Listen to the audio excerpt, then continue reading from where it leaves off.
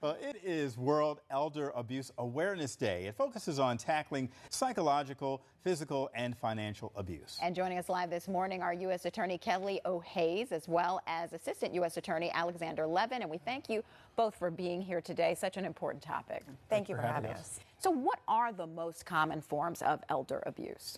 So they run the gamut. You'll have lottery fee scams, or they say someone's won the lottery. You have other ones where it's business email compromise, or they've taken over email accounts.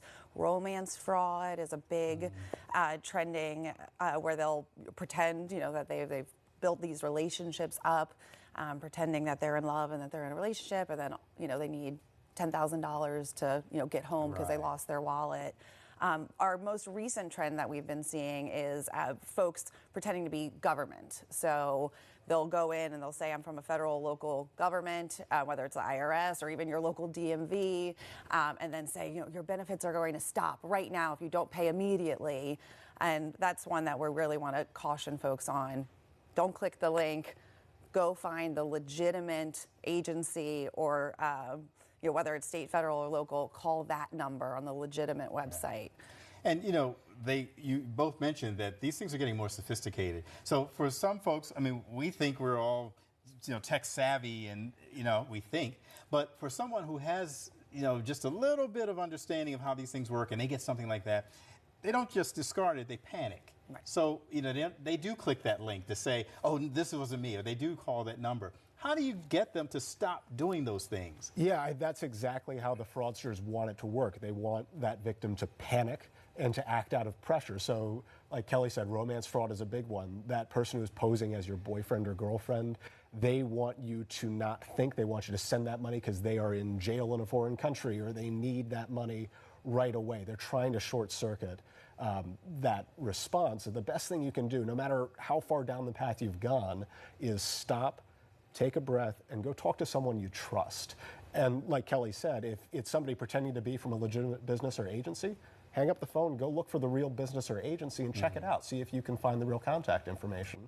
And many of these agencies are not very likely to be contacting you by text message anyway. So that's also another red flag. Absolutely. I want to talk about, though, the impact of AI on these scams, because now people can copy voices, et cetera. They can present as maybe a loved one who's in need of money.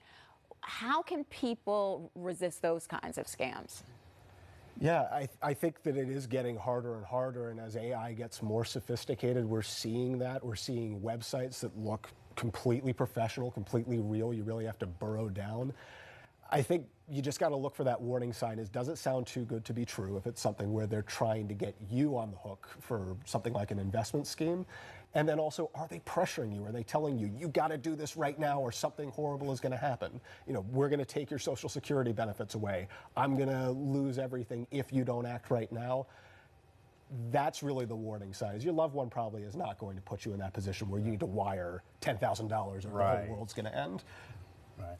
Now, I know sometimes there's an embarrassment factor. They won't reach out. They won't tell anybody that they think they've been scammed because they don't want you to know that maybe they fell for something like that. But if you feel like someone that has been involved, what do you do? What's the first step? I cannot stress this enough. The most important thing is to call immediately. Call your local authorities, call the Department of Justice, call AARP, whoever you're comfortable, but call someone and we'll get the contact. The best way and the only hope we have of getting any of that money back for you and for the victims or for your family members is to get the local authorities or the federal government involved very quickly, because that money disappears overseas in various bank accounts that are harder to get. So don't be ashamed.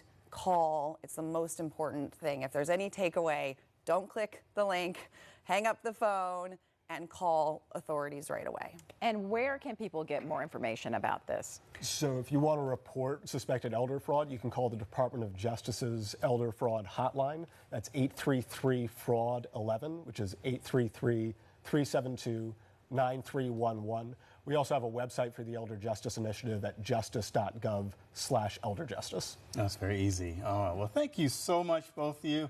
Kelly, Alexander, thank you so much. Great information, and we hope that folks are listening. It was great being here. Thank you. Thank you so much.